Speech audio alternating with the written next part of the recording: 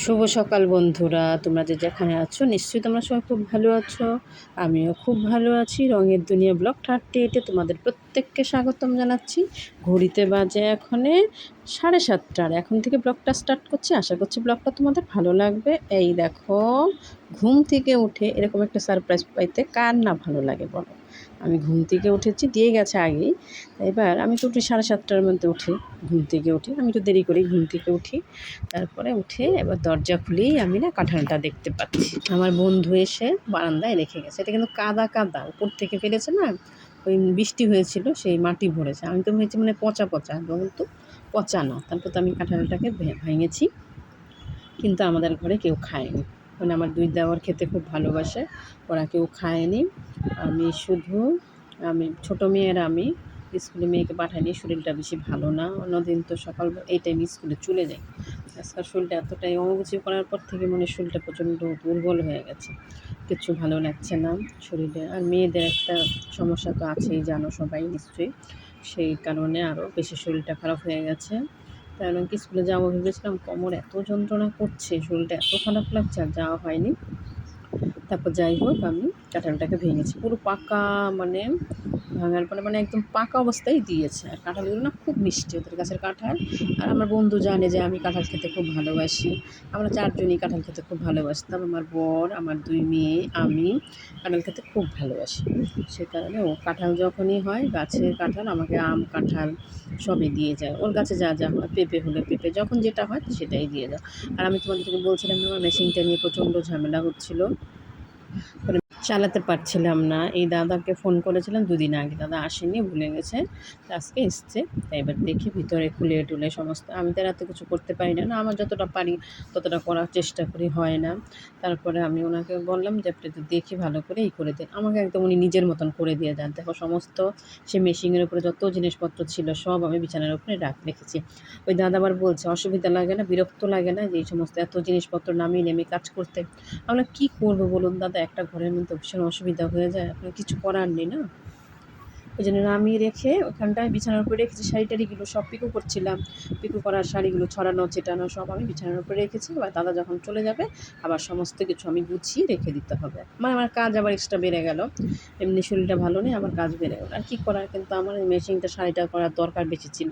তারপর উনি আবার নিচের দিকে কিছু স্ক্রিপ ট্রিপ ঢিলা হয়ে গেছে। আমি তারও তো বুঝতে পারছি না কী হয়েছে, কিসের থেকে কী হয়েছে, কি আমি তো অতটা বুঝি। তা যাই হোক, দাদা দেখে শুনে সমস্ত, উনি হাত দিলেই মোট কথা আমার মেশিন ঠিক হয়ে যায়। আমি এবার বলি দাদাকে ছাড়া আমার মেশিন আর হয় না। উনি হাত দেওয়া মানে 350 টাকা, 300 টাকা, 350 টাকা তো দিতেই হয়। তারপর বললে টললে হয়তো উনি 300 টাকা নেয়, বলে অন্য জায়গায় 400 টাকা নিয়ে। আমি ঠিক আছে দাদা নিন, 400 টাকা নিলে পরেও আমার কাছ থেকে 300 টাকায় নিতে হবে। তবে যাই হোক, এই দেখো আমি আজকে সারাদিন কিচ্ছু খাইনি, না খেয়েছিলাম, মানে পেটটা ভালো ছিল না। এটা হলো দুদিনের ভিডিও, কিন্তু নিয়ে দিয়েছি। ও কাঁঠালের ভিডিওটা ছিল আগের দিন, আর এটা হলো পরের দিনের ভিডিও। তারপরে দেখো আমার এত খারাপ লাগছিল, আমি আর সকাল থেকে কেউ না খেয়ে আছি, খালি নুন চিনির জল খেয়েছি। কেউ দেখলে বোঝা যাচ্ছে, দেখো দেখো চোখ মুখ কি দেখে কেউ বলবে। তারপর যাই হোক, আমি ওই খেয়ে দিয়ে আর আমার আর শান্তি নেই। এই যে শাড়িগুলো রয়েছে, 3খানা শাড়ি, মানে আমার ভাসুরের মেয়ের ছিল শাড়িগুলো, ভাসুরের মেয়ের শাড়িগুলো ছিল, ওর 1 তারিখে এগুলো লাগবে। আর আমার পেটটাও ভালো না, শরীরটাও ভালো না। ও বলেছে আগের দিন এসে নিতে আসবে, কাকি একটু করে রেখো করে রেখো। তা আমি বলছিলাম আমার তো শরীরটা বেশি ভালো না, তো আর ওর লাগবে আর্জেন্ট। মেয়ের ফাংশন আছে, ওখানে যাবে, মেয়েকেও মনে পড়াবে, নিজেও পড়বে। তাই এগুলো দিয়েছে অনেক দিনই হয়েছে, কিন্তু আমার আর করা হয়নি। বলে কাকি প্লিজ একটু করে দাও করে। আর আমার এত শরীর খারাপ লাগছে, তবুও শরীর খারাপ হলেও শান্তি নেই। কিন্তু লোকের কাজ নিলে তো লোককে দিতেই হবে, যে তো নিয়েছে আর্জেন্ট কাজ। আর আমি কাজ নিলে পরে আমার যতই কষ্ট হোক না কেন, সেই কাজটা আমি ঠিক করে দেব। ঠিক আমাকে মানে আমার লোকের দায়িত্ব নিয়েছি মোট কথা। লোকটা একটা মানুষের একটা আর্জেন্ট কোনো একটা কাজ দিলে পরে সেই কাজটা যদি আমি না করে দিতে পারি, লোককে আর পরে আমাকে কাজটা দিতে চাইবে? সারা দুপুর ভরে শুতে পারিনি, ভেবেছিলাম একটু শুয়ে থাকবো, শরীরটা এত খারাপ লাগছে, কিন্তু এই কাজের জন্য শুতে পারিনি। ভাবলাম শাড়িগুলো করতেই হবে। মেয়ে বারবার বলছে মা শুয়ে থাকো। আমি বলছি না, এখন শুয়ে থাকলে তো হবে না, আমাকে কাজগুলো তো করতেই হবে। যে পাড় বসানো হয়ে গেছে 3টে শাড়িতে, এই শাড়িগুলো এখন ভাঁজ করে রেখে দিই। এবার ও নিতে যখন আসবে, সন্ধেবেলা আসবে বলেছে। এখন কিন্তু সন্ধে হয়ে গেছে। তারপর দেখো শাড়ি ৩টি কিন্তু আমার ভাঁজ করা হয়ে গেছে। ওইদিকে আবার বাইরে থেকে পিকো করার জন্য এসছে শাড়ি। এর আগে ৪টে পিকো করে দিয়েছে, আবার একটা দিয়ে গেছে। ৫টা শাড়ি টোটাল। এই দেখো এই শাড়ি দুটো ওরই শাড়ি, আমার ভাসুরের মেয়েরই শাড়ি দুটো। কিন্তু এই শাড়ি দুটো আর নিতে আসেনি। এই শাড়িগুলো অনেক দিন আগেরই ছিল। ওই একসাথে আরকি ওই বন্ধু দিয়েছিল তখন ও দিয়েছিল। আর এই দেখো আমাকে ও কোনো ব্যাগ দেয়নি। তা আমি ভাবলাম এইবার একটা ব্যাগের মধ্যে আমাকে ম্যানেজ করে রাখতে হবে। এবার আমি বুদ্ধি খরচা করে আমি বললাম কি তাহলে দেখি এটাকে আমি যেটা ছোটো ভাঁজ করেছি কিন্তু একটা ব্যাগের মধ্যে কিন্তু হয়ে গেছে। ছোটো ভাঁজ করেছিলাম ছোটো করে, তার ছোটো করে ভাঁজ করে তো মোটা মোটা হয়ে গেছিলো। এবার আমি এই ভাঁজটা খুলে একটুখানি চড়া করে ভাঁজ করছি। দেখি ৫টা শাড়ি একটার মধ্যে হয়ে গেলে আমি এবার এখন কোন ব্যাগ দেবো, আমার কাছে তো ব্যাগ খুঁজেই পাবো না, কোথায় গেছে ব্যাগ জানি না। তারপর দেখো টোটাল ৫টা শাড়ি, ওরই 5টা শাড়ি আমি একসাথে তাহলে ওকে দিয়ে দেবো। এখন আমি ভাবছি দেখি আমি এভাবে ঢোকাতে পারি কিনা, যেভাবে আমি বুদ্ধিটা করেছি সেটা এভাবে আমি হয়ে গেলে তো খুবই ভালো। নাহলে ওকে বলবো যে একটা ব্যাগ নিয়ে আসতে। ব্যাগ তো নিশ্চয়ই নিয়ে আসবে, কিন্তু এটা একটা পাতলা ব্যাগ, এই ব্যাগের তো কোনো নেই, ব্যাগটা হয়তো ছিঁড়েও যেতে পারে। দেখো যাই হোক আমি ওইভাবে ম্যানেজ করে কিন্তু ঢুকিয়ে দিয়েছি। দেখো হয়ে গেছে কিন্তু ঢুকিয়ে দেওয়াটা, বেশ ঢুকে গেছে যেভাবে মানে সুন্দর করে চড়াভাবে ভাঁজ করেছি কিন্তু হয়ে গেছে, কিন্তু সুন্দরভাবেই হয়েছে। মানে যে একদম ছিঁড়ে যাচ্ছে ব্যাগটা সেরকম না, ঠিকঠাকই হয়েছে। মোট কথা ৫টা শাড়িই আমার ঢুকে গেছে। এর আগে কিন্তু 2টো শাড়ি ঢুকেছিল, মোটা মোটা করে ভাঁজ করেছিলাম। এই ভিডিওটা কিন্তু বললাম না ২ দিনের ভিডিও একসাথে করে দিচ্ছি। এটা আমি সকালে মানে ভিডিওটা আগে পরে হয়ে গেছে। তো যাই হোক আগে পরে হয়ে গেছে, তোমরা একটু বুঝে দেখে নিও তাহলেই হবে বন্ধুরা।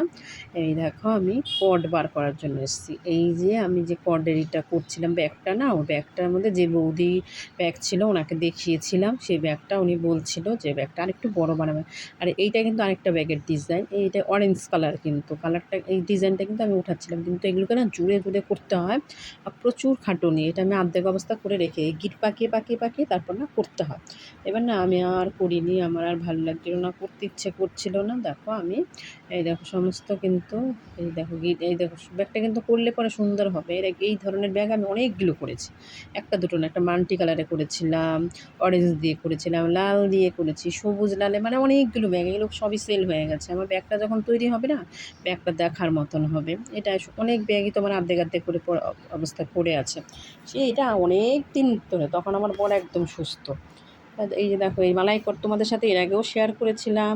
এই মালাইকর দিয়ে ব্যাক করার জন্য রেখে দিয়েছিলাম, ওই যে রেখে দিয়েছি, থাক রয়েছে, আজ না কাল, কাল না পরশু, ইচ্ছে আর করে না। তা যাই হোক রয়েছে। আমার হলো 2টো সংসার। আমার বড় বলতো সীমা তোমার 2টো সংসার।